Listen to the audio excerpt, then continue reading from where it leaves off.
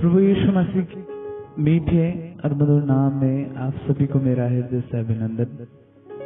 आज हम एक बार फिर ज़बूर उसका 8वां अध्याय उसका अध्ययन करने जा रहे हैं। और जब हम इस अध्याय को देखते हैं तो 1 से लेकर कुछ 9वीं आयतों तक दाऊद ने इस अध्याय को लिखा है।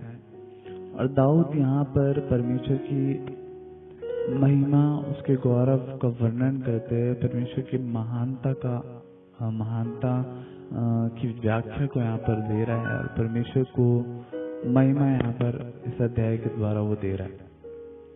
जब हम इस अध्याय को देखते हैं तो मुख्य रूप से दो बातों को यहाँ पर हम देख पाते हैं। दाऊद दो बातों को यहाँ पर बता रहा है। पहली बात परमेश्वर की महानता, दूसरी बात मनुष्य की निर्बलता।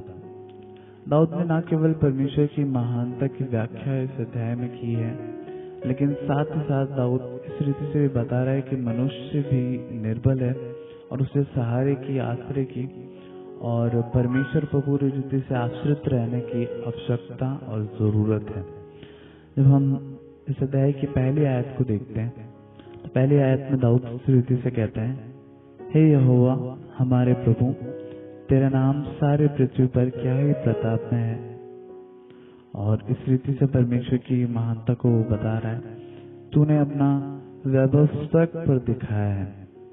दूसरी आयत जो कि महत्वपूर्ण आयत है, उसमें इस रीति से दाऊद कहता है, तूने अपने बैरियों के कारण बच्चों और दूध पिलाओं के द्वारा सामर्थ की नींव डाली है, ताकि तू शत्रु और पलटा लेने वालों को रोक सके।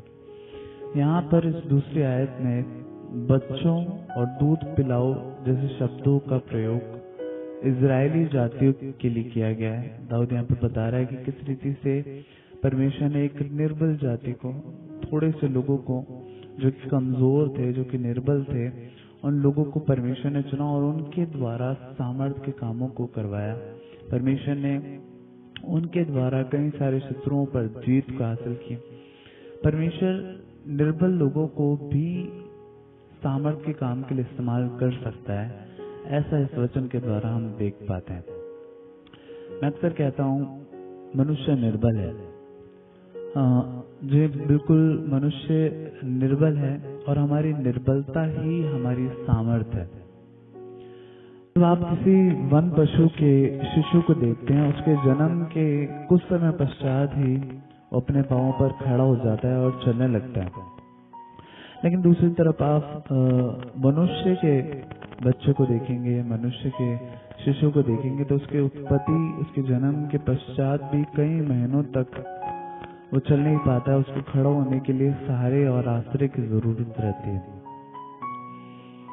ये इस बात को दर्शाता है कि मनुष्य कितना निर्बल है, मनुष्य कितना कमजोर है और उसे सच में सहारे की और आश्रय की जरूरत रहती है। लेकिन परमेश्वर जो मनुष्य निर्बल है, उसकी निर्बलताओं को भी सामर्थ्य में परिवर्तन कर देता है।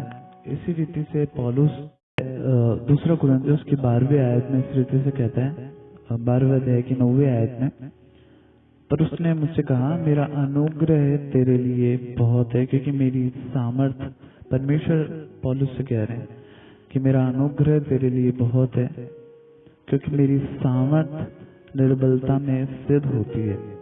इसलिए बड़े आनंद से अपने निर्बलताओं पर घमंड करूंगा कि मसीह की सामर्थ मुझ पर छाया करती है। तो इस आयत में लिखा है, इस कारण मैं मसीह के लिए निर्बलताओं में, निंदाओं में, दरिद्रता में, उपद्रवों में और संकट में प्रसन्न हूँ, क्योंकि जब मैं निर्बल होता हूँ तभी मैं बलवंत भी होता हूँ।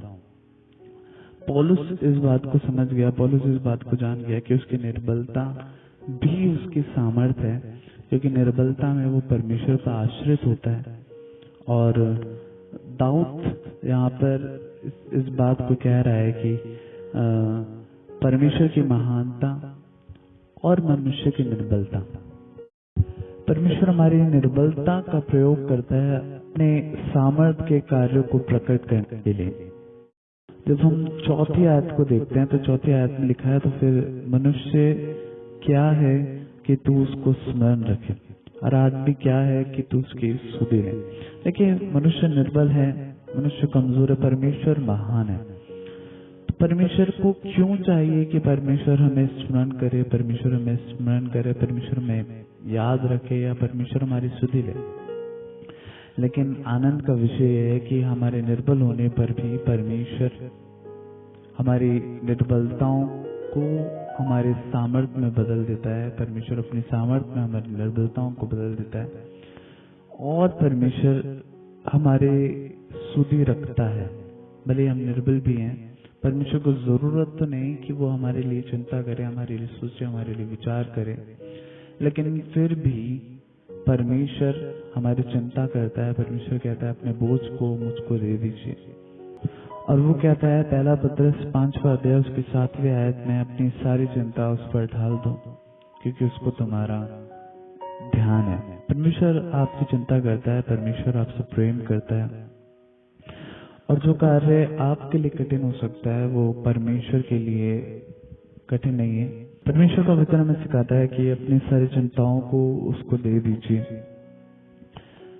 देखिए, आपके जीवन में जो आपके लिए कठिन होगा परमेश्वर उसे पूरा कर सकता है। परमेश्वर आपकी निर्बलताओं को परमेश्वर की सामर्थ्य में परिवर्तन कर देता है। परमेश्वर का वचन मत्ती रचित सुसमाचार 19वां अध्याय जब 26वें आयत को हम पढ़ते तो वहां पर इसे लिखा है, मनुष्यों से तो नहीं हो सकता लेकिन परमेश्वर से सब कुछ हो सकता है। जिसे परमेश्वर का वचन हमें बताता है। परमेश्वर का वचन यिर्मयाह उसका 32वां अध्याय उसकी 27वें आयत में भी कहता है, मैं तो सब प्राणियों का परमेश्वर यहोवा हूँ, क्या मेरे लिए कोई काम कठिन है? कुछ भी कठिन है? परमेश्वर के लिए कुछ भी कठिन नहीं है। परमेश्वर आपसे प्रेम करता है, परमेश्वर मुझसे प्रेम करता है और इसलिए परमेश्वर आपकी और मेरी सुधि रखता है। परमेश्वर आपकी और मेरी चिंता करता है।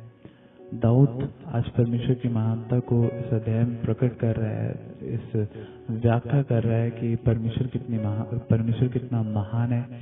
लेकिन दूसरी तरफ हमें ये भी स्मरण रखना चाहिए कि मनुष्य निर्बल है और परमेश्वर के आश्रय के, परमेश्वर के सहारे की उसको जरूरत है। मैं विश्वास करता हूँ परमेश्वर ने इन वचनों के द्वारा आपको निश्चित तौर पर आशीष दी होगी। परमेश्वर आपको